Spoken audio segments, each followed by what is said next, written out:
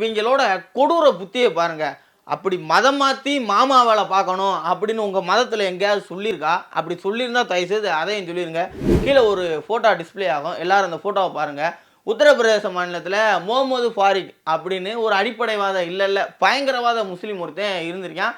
அவன் ஒரு இந்து பெண்ணை தொடர்ச்சியாக காதலிச்சிருக்கான். ஒரு 4-5 வருஷம் காதலிச்சிருக்கான். காதலிக்கும் போது நல்லா வாழைப்பழம் மாதிரி பேசியிருப்பான். மதம்லாம் முக்கியம் இல்லை, நம்ம இரு மனம் இணைந்தால் போதும் அப்படி இப்படின்னு கதையை அளந்து விட்டுருப்பான். ஒரு கட்டத்துக்கு மேலே அந்த பிள்ளைகிட்ட போய் சொல்லியிருக்கான், இந்த மாதிரி நீ என் மதத்துக்கு மாறு, அப்போ தான் நான் உன்னை திருமணம் பண்ணிக்கிடுவேன் அப்படின்னு. அந்த பிள்ளை கொஞ்சம் விவரமான பிள்ளையாக இருக்கும் போல். அப்படி மதம் மாறிதே அந்த காதல் மயிர் இருக்கணும்னு அவசியம் இல்லை.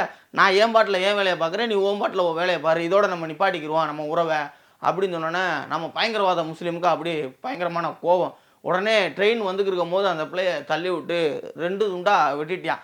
இதிலேருந்து நம்ம என்ன தெரிஞ்சுக்கிறோம்னா, இந்துக்கள் குறிப்பாக பெண் பிள்ளைகளை பெற்ற இந்துக்கள் சூதானமாக இருக்கணும்.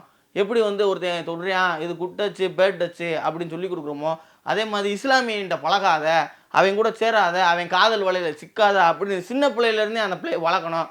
அப்போ தான் நம்ம பிள்ளைகளை நம்ம பாதுகாப்பாக பார்த்துக்கிற முடியும்.